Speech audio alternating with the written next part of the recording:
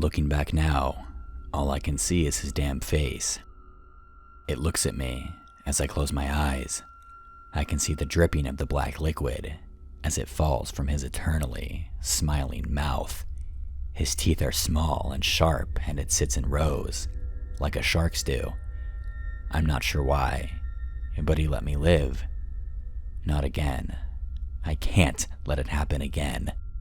I will tell the tale now of how I met the entity I call Mr. Smiley, although it might be better just to refer to the creature as an it, seen as the only thing that stays constant about it is the smile.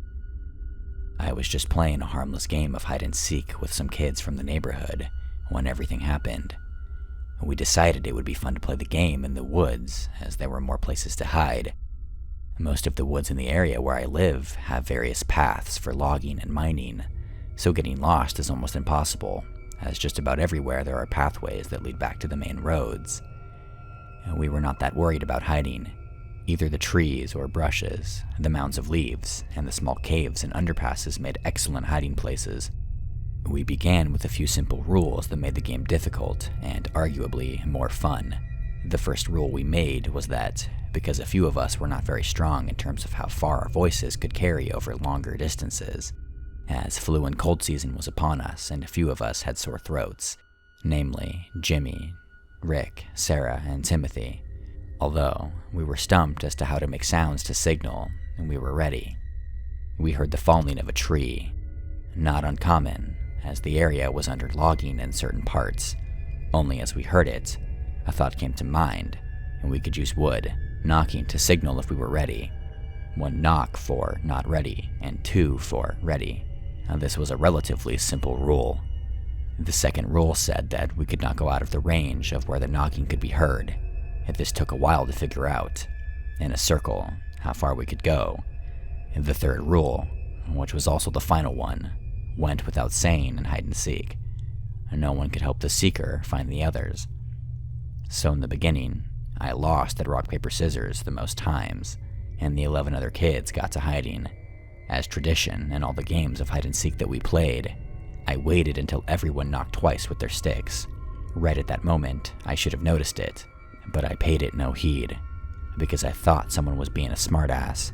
The number of knocks I heard was not 24, it was 26, meaning that someone had knocked 4 times, or so I thought. As I began my search, I found most of the others within an hour of looking. Jimmy was in a pile of leaves, and jumped when he saw a spider, allowing me to find him easily. Sarah let go of the branch she was using to balance in a tree, and fell to the ground with a thud, alerting me to where she was. Rick was stuck and crying in a small cave. It took a whole 5 minutes for me to pull him out. As for Timothy, he tried hiding in a blueberry bush, which made him an easy one due to the cuts and thorns still stuck to him. I was quickly able to round up Carrie, Ginger, Michael, and Josh because they were in the same cave, just within different portions of it. John and Richard were no trouble because they were fighting over the ideal hiding spot in an old cabin. The last one was Kevin. He was the hardest to find of all, and I wished that he had chosen a better hiding spot. We found Kevin as it began to grow dark. He was huddled in the closet of the cabin, repeating, "The trees are smiling." We thought that he was trying to play a prank on us, as he was the last one we found. But then, Sarah screamed at the window of the house. There was a tree that was odd because of 2 distinct features. One was the fact that it was a different color than the other trees. The bark was almost black, with green here and there, and the second was in the center of the tree.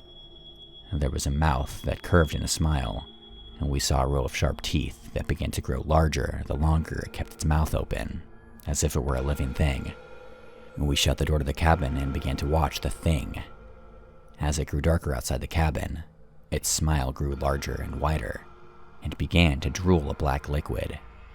I had no way of knowing that it was not there at the window at the time, but I knew if we left the cabin, it would get us. I didn't sleep at all. And the next morning, we took a roll call and realized that our parents would be looking for us by now. Somehow, it knew and smiled and vanished, but none of us would leave the cabin, as it could merely be waiting. As the day dragged on, we searched the small, 4-room cabin to find why it was not able to come in. and we found nothing. But as the day progressed, the creature did not return. Around dusk, Sarah's mom was the first parent to come looking for us, and we stepped nervously outside of the cabin and started to walk home. Sarah ran to her mom and hugged her. As we all started to emerge from the cabin, Kevin huddled in the corner of the closet once again. He said, "Mr. Smiley is here." I asked what he meant, as the tree was nowhere to be seen.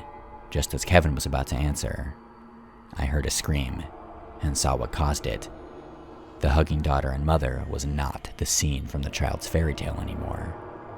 Sarah was pale white as she looked up at her mother's face, only to see the widened smile and black liquid dripping down on her from that thing that had taken the image of her mother. "Silly thing, did you not wonder why I had left for the day?" it said, and then lifted up Sarah and began to widen its mouth, much like a snake would to swallow its prey. Sarah wiggled like a caught fish, screaming and crying for it to drop her. Timothy tackled the creature, and it let go of Sarah. She ran back into the cabin. As Timothy got back up, the thing no longer wore the disguise of Sarah's mother. Instead, it was a bear, and it promptly charged Timothy. All the while, it kept the widened grin on its face. We all watched as the creature dragged Timothy's bloodied body away, and could hear the crunching and slurping of the creature as it was enjoying its meal. "Aren't you wondering why I'm doing this?"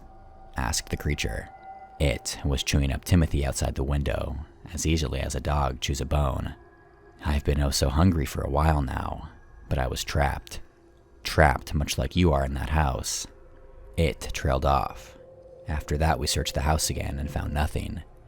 But then I remembered Kevin had given it a name. I shook Kevin and asked why he gave it that name. Kevin responded with an old story his grandfather told him about.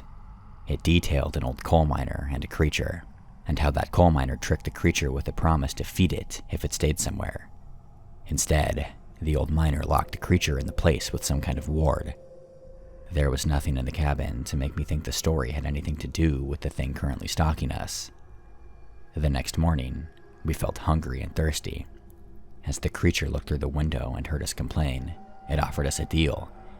It said that if we sacrificed one of us to it, it would give us a chance to run for the day. Then, as we were thinking about it, the creature reached in and grabbed Ricky and Ginger, pulling them out through the window. It laughed in enjoyment as it munched down on the two screaming kids. We all stood in horror. We had thought that it couldn't get in. "Well, am I one to keep my promise? So you may leave, but if any of you set foot in these woods again, I will have a snack." It smiled and disappeared. Years passed without anyone going back into the woods. Authorities and news sources wrote the attacks off as bear attacks and shot the animals supposedly responsible. As teenagers, we forgot about the creature as a figment of our imagination. Our parents convinced us that a way of coping with the bear attack was to forget that it ever actually happened. Kevin eventually was dared to go into the woods. A week later, his bones and what little else was left of him was found near the cabin. We all got back together, all 8 of us, for Kevin's funeral. John and Richard convinced Michael to join in a hunt for the thing that did it over the summer. No bodies were found, and the area was sealed off after a message read out on the cabin was found. "I told you all I'm here, and yet you forget." Jimmy began to see the smile everywhere he went after watching the woods.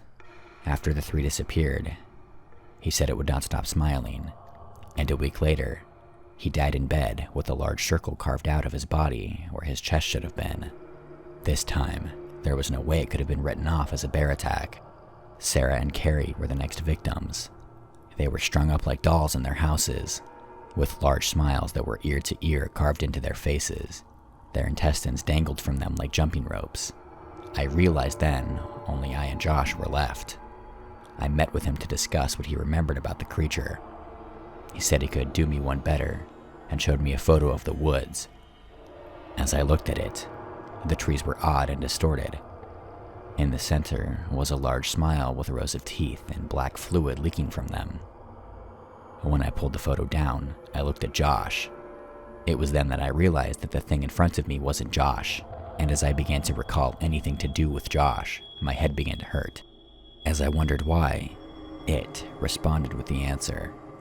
It explained that prior to that day, Josh, as I knew him, had never existed, and that it used him as a way of signaling a meal.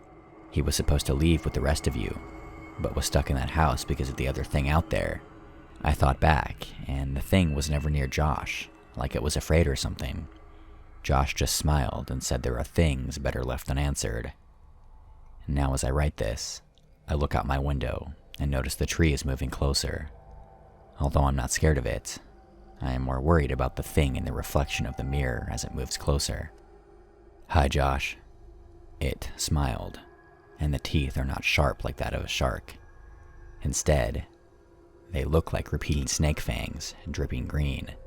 The mirror shows its true face, that of a rotting corpse, covered in worms, and the tattered clothes of something long dead, as it begins coming closer. I notice the thing at the window is smiling,